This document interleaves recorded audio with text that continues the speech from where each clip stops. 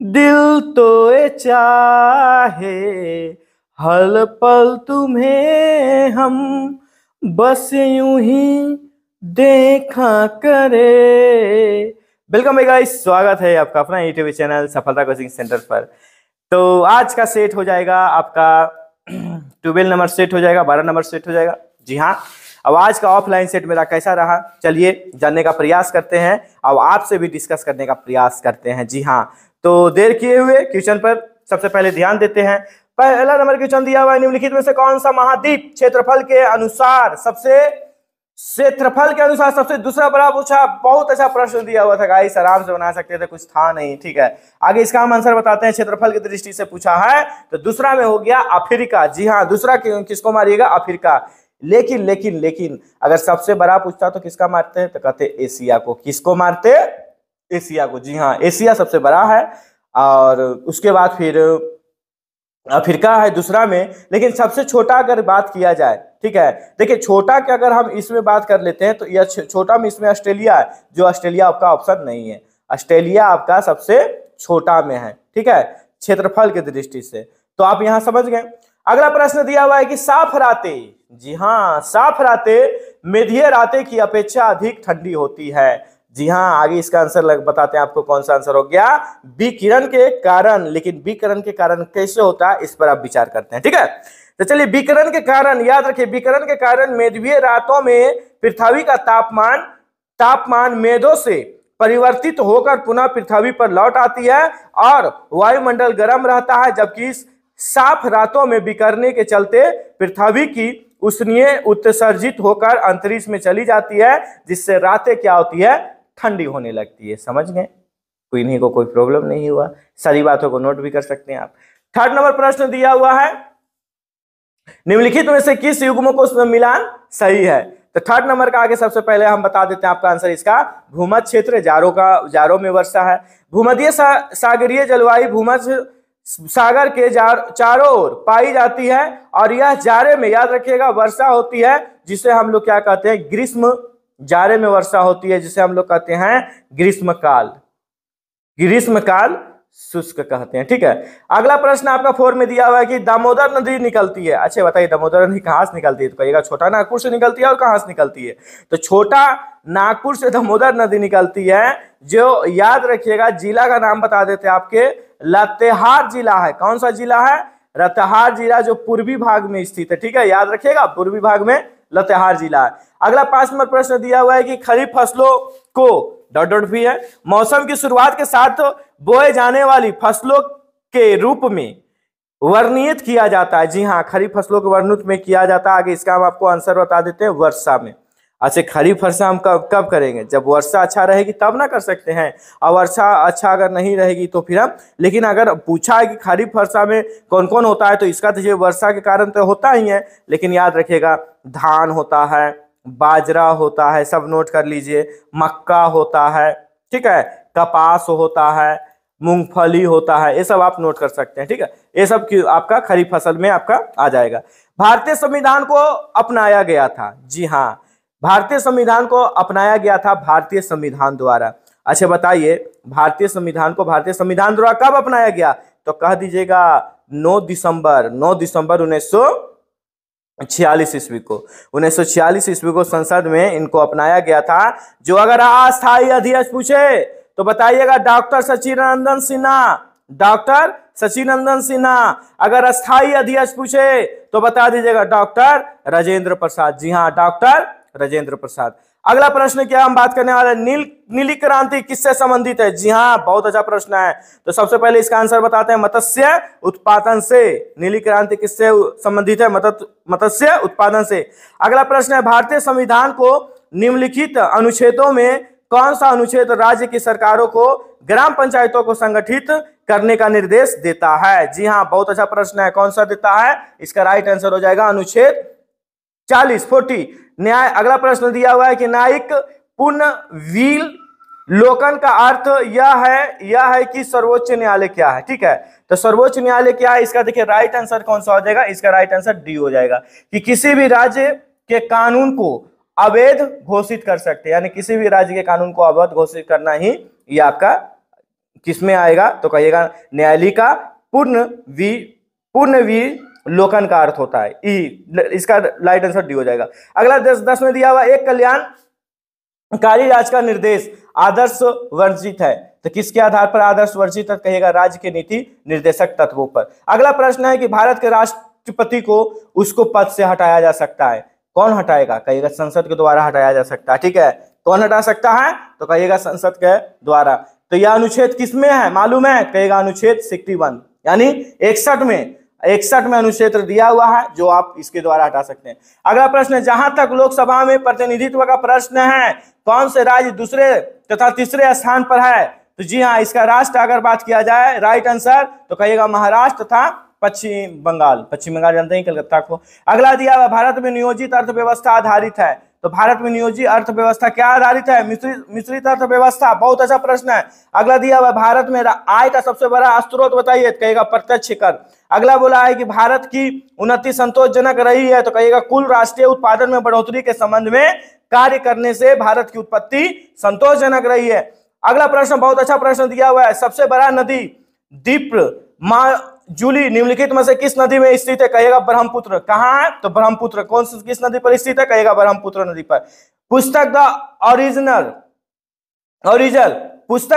Origin है, ठीक है, ऑफ स्पीचनीज का लेखक अगर पूछा जाए कौन है, तो इसका देखिए राइट आंसर आपका हो जाएगा, यह आपका राइट आंसर ए हो जाएगा, चार्ल्स रॉबर्ट डार्विन। 17 का राइट आंसर ए। अगला देखिए, कई बार यह प्रश्न बता चुके हैं 18 का कि कथकली की जारे से किस राज्य में स्थित है? देखिए कथकली तो कहां से है? कथकली तो कहिएगा केरल से। भारतीय रेगिस्तान में आप लोग जानते हैं कि भारतीय रेगिस्तान में पश्चिमी क्षेत्र में क्या स्थित है? कहिएगा अरावली की पहाड़ियां। बिहार बंगाल से कब अलग हुआ था? जी बहुत अच्छा प्रश्न है, 1912 ईस्वी में बिहार बंगाल से अलग हुआ था। अगला प्रश्न बहुत अच्छा प्रश्न है, देखिए इंकलाब जिंदाबाद का नारा किसने दिया? भगत सिंह।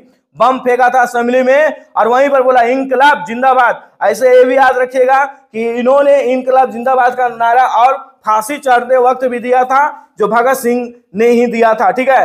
तो भगत सिंह ने इंकलाब जिंदाबाद का नारा अगर पूछा भी जाए डेट भी, तो एकदम डेट नोट कर लीजिए, 1929 में। कब? 1929 में। डेट भी बता दिए आपका, भगत सिंह ने दिया था। निम्नलिखित में से कौन सी मीठे पानी का झील नहीं है? तो यह नहीं है। बाकी आप तीनों जो देख रहे हैं ना वह झील है। तो सांबर जो है वह नहीं है, चूंकि झांबर जो है से कहां पड़ता है? राजस्थान में। कोई प्रॉब्लम? निम्न में से कौन सा फलीदार फल है? तो दालें। कौन सा फलीदार फल है? दालें। अगला, दिल्ली शहर किस नदी के किनारे स्थित है? यमुना नदी। दिल्ली कहां? यमुना नदी। आप बताइए गोमती कहां? लखनऊ। गोमती कहां? लखनऊ। गोदावरी अगर पूछेगा तो बोलिएगा राजमुंद्री। और गंगा तो जानवे करते अपना पटना बिहार, तो आइए जिंदाबाद। किन्हीं को कोई प्रॉब्लम? अगला प्रश्न देखिएगा, वर्तमान में सर्वोच्च न्यायालय में न्यायाधीशों की स्वीकृत संख्या कितनी है? जी हाँ, बहुत अच्छा प्रश्न, 34। अगला प्रश्न दिया हुआ, एक वर्ग के विकर्ण ए दिया हुआ है और उसी में ए सेंटीमीटर है, उसी में निम्न में से कौन वर्ग का क्षेत्रफल वर्ग सेंटीमीटर से निरूपित है? बहुत अच्छा प्रश्न है। चलिए इसको बनाने का प्रयास करते हैं। बना सकते थे, कुछ था नहीं, ठीक है। चलिए निकालते हैं सादा पेज। चलिए अब यहां पर आप देख रहे हैं क्या प्रश्न जो भी दिया रहेगा आराम से एक एक करके सॉल्यूशन करेंगे, ठीक है। टेंशन लेने की कोई बात नहीं है। 26 नंबर प्रश्न आपका दिया हुआ है। 26 नंबर, वर्ग का विकर्ण लिख देते हैं, वर्ग का विकर्ण। तो वर्ग का विकर्ण आपका कौन सा हो जाएगा? फॉर्मूला बताइए। तो इसका फॉर्मूला हो जाएगा √2 गुने भुजा। वर्ग का विकर्ण ए मारते हैं, √2 गुने भुजा। भुजा बराबर निकालेंगे तो लिख देंगे भुजा बराबर। तो भुजा बराबर क्या हो जाएगा मालूम है? कहेगा a/√2। अब बताइए वर्ग का क्षेत्रफल पूछा, लिखिए वर्ग का क्षेत्रफल। तो वर्ग का क्षेत्रफल बराबर फॉर्मूला बताइए, कहेगा भुजा स्क्वायर। चलिए भैया इसको आप स्क्वायर कर दीजिए तो आगे। तो स्क्वायर कहें, एक का स्क्वायर हो गया, रूट आपस में कैंसिल हो गया, बचा कितना? 2। तो यही आपका this is right answer. Option कौन सा हो जाएगा? कर दीजिएगा सी, राइट आंसर आप मार दिए। अगला प्रश्न की बात कर रहे हैं, 27 नंबर प्रश्न दिया हुआ है क्या? देखिएगा, देखने का प्रयास कीजिएगा। 27 नंबर प्रश्न दिया हुआ है क्या कि राकेश का विवाह 8 वर्ष पूर्व यानी 8 वर्ष पहले हुआ था। उसकी वर्तमान आयु विवाह के समय में आयु का 6/5 गुना है। तो राकेश का विवाह के समय उसकी बहन उससे 10 वर्ष छोटी थी, तो राकेश की बहन की वर्तमान आयु का ज्ञात करने के लिए। बहुत अच्छा प्रश्न था। 27 नंबर, जी हां, माना कि विवाह के समय, विवाह के समय, जी विवाह के समय राकेश का उम्र, विवाह के समय, यहां पर आप समय लिख सकते हैं, विवाह का समय राकेश का उम्र कितना मान लेगा इस, तो कहिएगा 1 वर्ष। जिसका कोई ज्ञात नहीं उसका 1 वर्ष। प्रश्न से चलते हैं, प्रश्नानुसार, प्रश्नानुसार। अब देखिए 8 प्लस आपका हो गया 8, उसके बाद फिर x कितना गुना, 6/5 गुना। अब देखिए यहां पर x हो गया, 8 हो गया, 8x हो गया। अब बताइए कि 6 से x को गुना करेंगे कितना आएगा, तो कहिएगा 6x। बाई में कितना 5, प्लस इसको इधर लेकर आ जाएंगे माइनस में, ये आपका हो गया 8। चलिए घटाइए, एलसीएम लीजिए, एलसीएम लेने माहिर हैं आप लोग। 6x माइनस ये ऊपर आपका चल जाएगा 5x बराबर कितना का 8, x बाई 5 बराबर 8, 8 पचे 40, मल्टीप्लाई कर दीजिए 8 पचे 40, x का वैल्यू कितना 40, दिस इज राइट आंसर। अब बताइए x बराबर 40, 40 देखिए निकाल दिए, कुछ था एकदम इजी प्रश्न। 27 का 28 नंबर प्रश्न देखिए क्या था।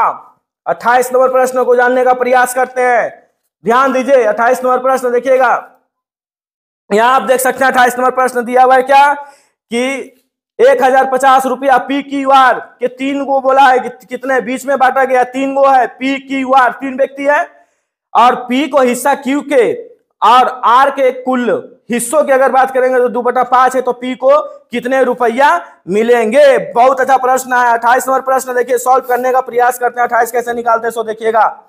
कृपया करके एक आपसे निवेदन है कि अगर मेरा चैनल पर आप नए हैं तो चैनल को सब्सक्राइब कीजिए। जी हाँ, हर वीडियो पर देख रहे हैं 1000 के प्लस जा रहा है, लेकिन आप लोग सब्सक्राइब नहीं कर रहे हैं। ठीक है, मनोबल मेरा बढ़ाइए, तो क्यों ऐसे एक आपका टॉपिक ला के देते रहे। माना कि, चलिए 28 नंबर प्रश्न देंगे, माना कि क्यू आर का हिस्सा, क्यू आर का हिस्सा अगर हम मानने की बात कर लेते हैं 100 रुपया, क्या रुपया, कहिएगा 100 रुपया, यहां तो कोई प्रॉब्लम नहीं।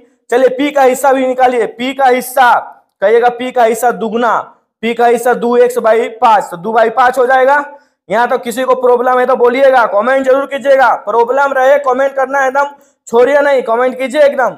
प्रश्न अनुसार बात करते हैं, x प्लस कितना, तो 2x/5, क्या रुपया, तो कहिएगा 10 नहीं, 10 नहीं, हाँ 1050, ठीक तो है 1050।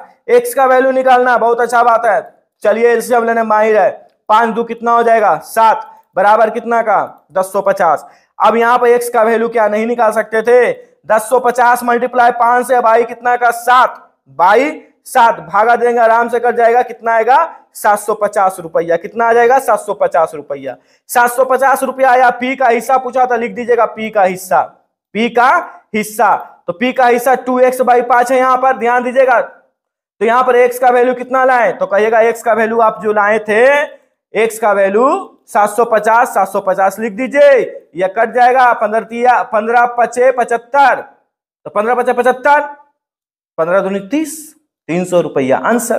देखते हैं 300 है या नहीं, एकदम राइट आंसर 300 मार दिए। बताइए कुछ किए थे, कितना इजी प्रश्न था, बना सकते थे। अगला प्रश्न की हम बात करने वाले हैं आपसे कि कमरे में रखे रेफ्रिजरेटर का दरवाजा खोलकर, कहिएगा आप अतः कमरे को थोड़ा गर्म कर सकते हैं। ठीक है, गर्म कर सकते हैं, यह आप प्रश्न देख रहे हैं।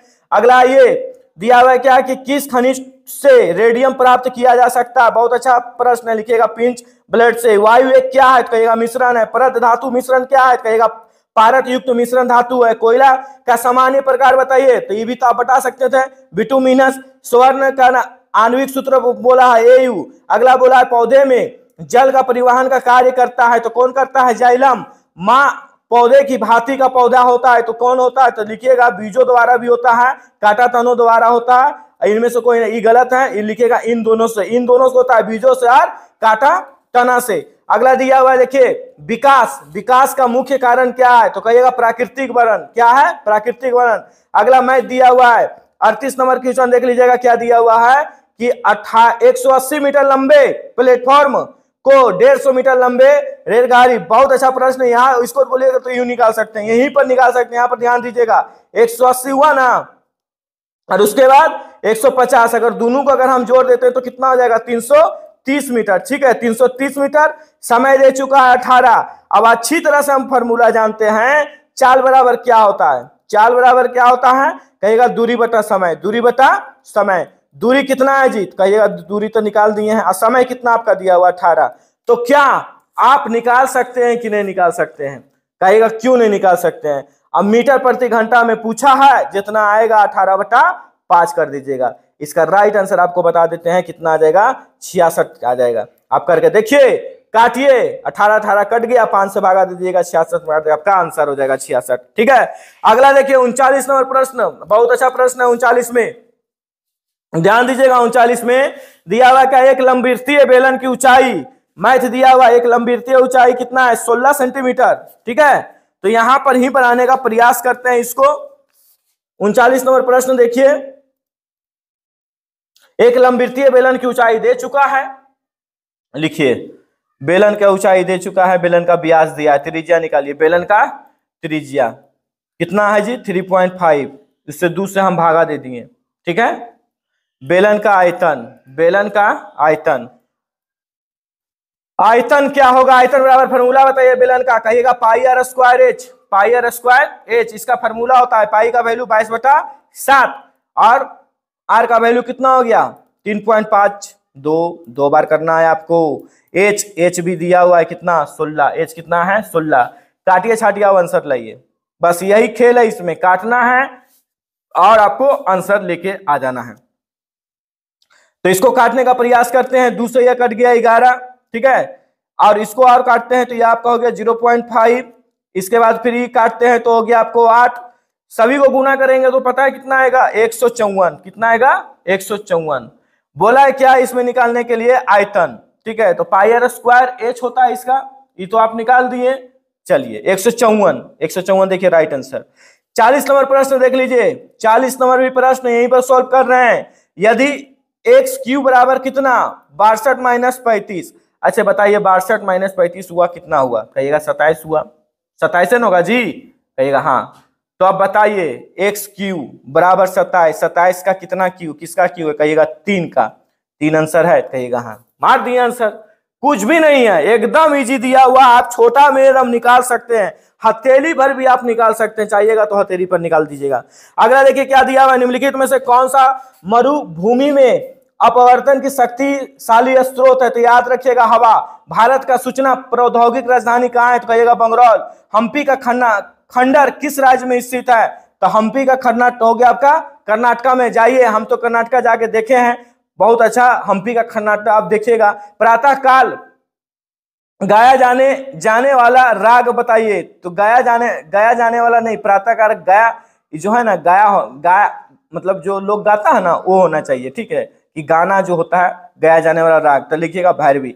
अगला है कृष्ण छिद्र अंतरिक्ष में एक ऐसा पिंड है जो किसी विकिरण को अपने में निकलने नहीं देता है, इसका रीजन बताइए, तो कहिएगा अतुल्य घनत्व के कारण। अगला है लॉर्ड माउंटबेटन विशेष अनुदेशों के साथ वायरस के साथ, यानी वायरस के रूप में भारत आया था, यानी किसके अनुदेशों के साथ वायरस के रूप में भारत आया था, तो इसका राइट आंसर हो जाएगा कांग्रेस के विभाजन स्वीकार करने के मनवाने के लिए यह आया था। दिल्ली का सुल्तान जो भारत में नहरों के सबसे बड़े नेटवर्क का निर्माण है, वो किसके लिए प्रसिद्ध है मालूम है, फिरोज शाह तुगलक के लिए प्रसिद्ध है। ठीक है, अगला है अलमांडी बांध किस नदी पर स्थित है, बहुत अच्छा प्रश्न, कृष्णा नदी। जीटी रोड किसके शासनकाल में बनाया गया था, बहुत अच्छा, शेरशाह सूरी। जीटी रोड किसके कारण में बनाया, शासनकाल में बनाया गया था, शेरशाह सूरी। 50 नंबर क्वेश्चन है, भारत में श्वेत क्रांति का जनक किसे कहा गया है, कहिएगा डॉक्टर बीजी कुरियन। अगला दिया हुआ है डॉक्टर सीवी रमन के विषय में नोबेल पुरस्कार मिला था, मतलब किस विषय में मिला था, कहिएगा भौतिक के विषय में। अगला प्रश्न दिया हुआ अल्फांसो है क्या है जी, कहिएगा आम का एक किस्म है। अगला प्रश्न दिया हुआ है भारतीय संविधान का मसूदा तैयार करने वाली समिति के अध्यक्ष कौन था, तो कहिएगा BR अम्बेडकर। ठीक है, अगला दिया हुआ है क्या कि शक संवत जो 78 ईस्वी से प्रारंभ होता है वह क्या प्रकट करता है, कहिएगा कनिष्ठ का शासनकाल।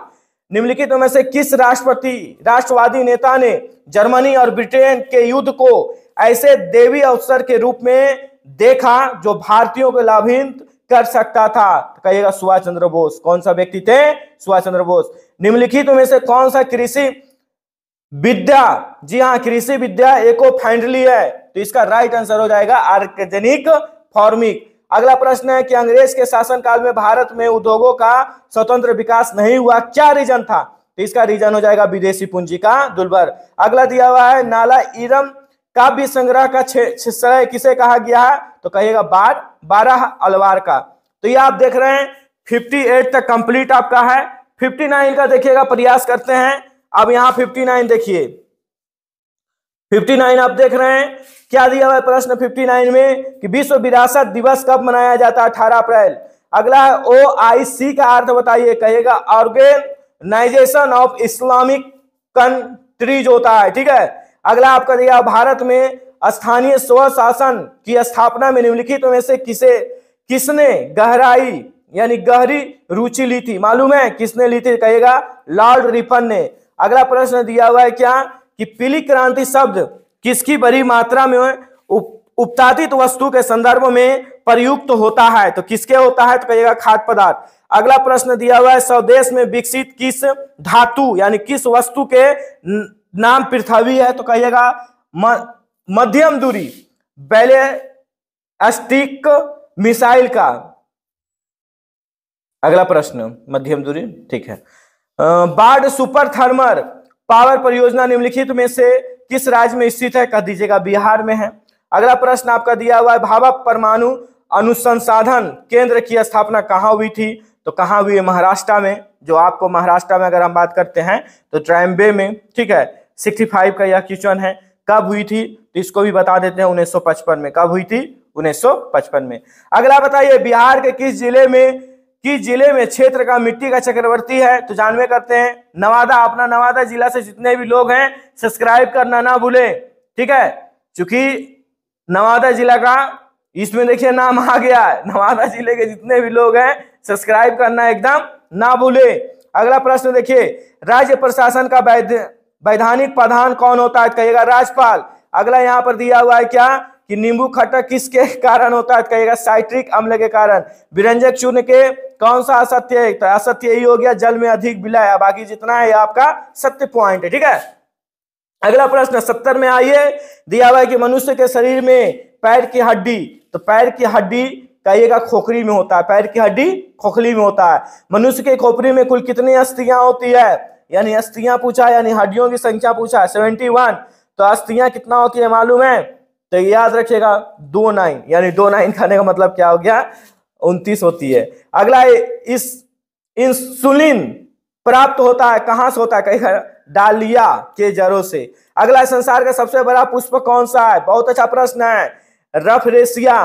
परमाणु नाभिक के अवयव बताइए, कहिएगा प्रोटीन और नाइट्रोन, यानी प्रोटीन और नाइट्रोन है। यदि किसी एनक के लेंस का पावर का रहा 2+2 डायोप्ट हो जो उसके फोकस दूरी क्या हो जाएगा? तो इसका राइट आंसर कौन सा हो जाएगा? कितना हो जाएगा? 50 सेंटीमीटर, ठीक है। इसका फार्मूला होता है, ठीक है, 1/2। इसका फार्मूला होता है 1/2 और पूरा का माना जाता है 100। तो 2 से भागा दे देंगे, 50 सेंटीमीटर हो गया। पानी का घनत्व अधिकतम होता है, मालूम है अधिकतम कब होता है? कहिएगा 4 डिग्री सेल्सियस पर। ध्वनि का वायु में वेग अनुपात, यानी ध्वनि का वायु वेग अनुपात कितना होता है? कहिएगा 330 मीटर, ठीक है।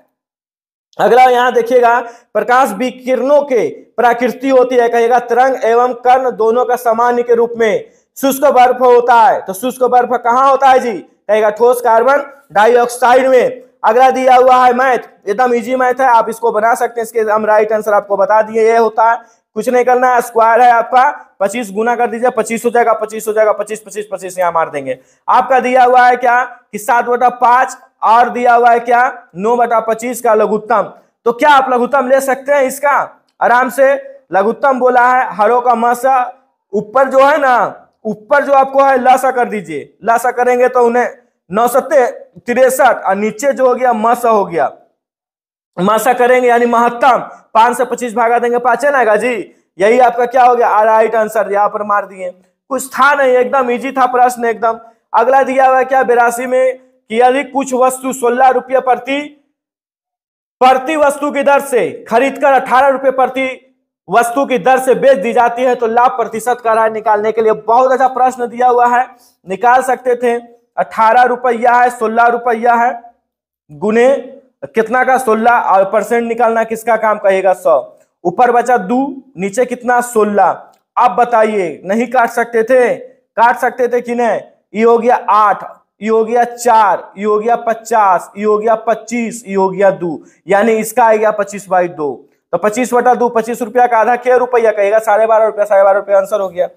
14 भुज वाले, देखिए अगला प्रश्न, 14 भुज वाले एक बहुभुज की सभी आंतरिक करणों का मापों का योग कार्य निकालने के लिए 83 नंबर प्रश्न है। अच्छे बताइए, 14 भुज है ना जी, तो 14 भुज वाला इसका देखिए यहाँ आपका 83 चल रहे हैं, ठीक है। यहाँ पर आप लोग ध्यान दे दीजिएगा, 83 यहाँ बता रहे हैं क्या कि आपका जो है 83 में कि अंत कोनों 14 भुज वाले, हाँ, तो कोनों का माप x - 2 होता है और अंत भुज कितना है 180 डिग्री।